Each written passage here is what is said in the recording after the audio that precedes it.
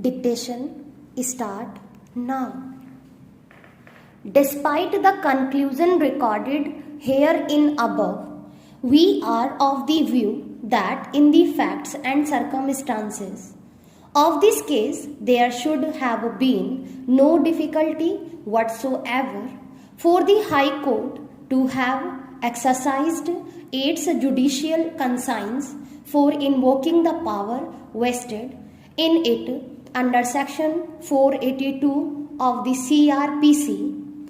From the narration of the facts recorded above, it emerges that even though the respondent complained in his complaint dated 6th July 1993 adopted a clear and categoric sentence that his daughter, Dr. Monica Thapar, had been poisoned to death before the additional sessions judge. Delhi, the respondent complainant ventured to suggest that the appellants accused and strangulated her. The additional sessions judge Delhi summoned two of the doctors who were members of the medical board which had conducted the post-mortem examination and sought clarification from them. He also recorded the statement of one of the said doctors. The additional sessions judge thereupon ruled out the plea of strangulation. When the respondent complained himself was uncertain about the manner in which his daughter and allegedly dead, the High Court should have viewed the matter keeping in mind the likelihood of the hurt caused to a father who had lost his daughter within 1 year of her marriage.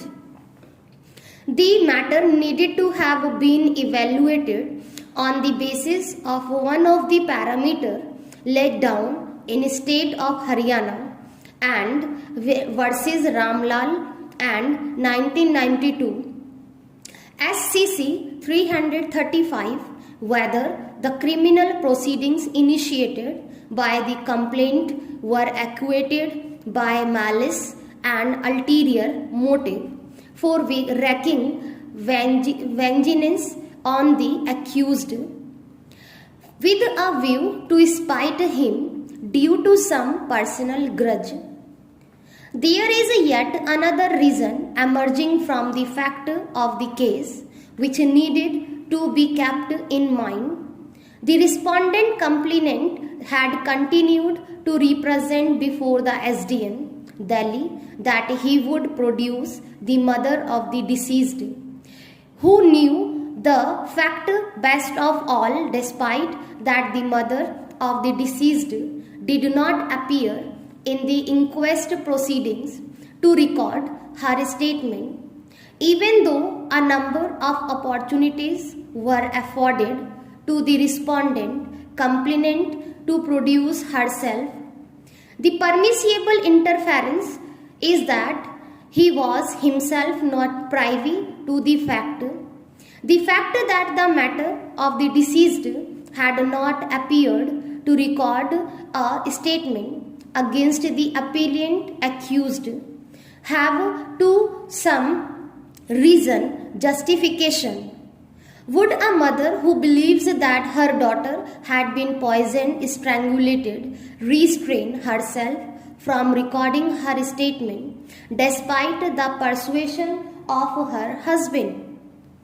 The instant factual position has been recorded herein above, not for the sake of determination of the present controversy.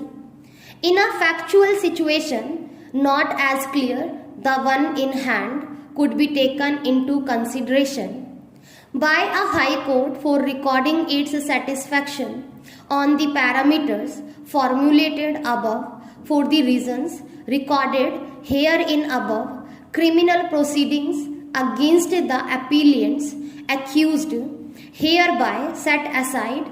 The order of the High Court is accordingly also set aside, but on grounds different from those taken into consideration by the High Court.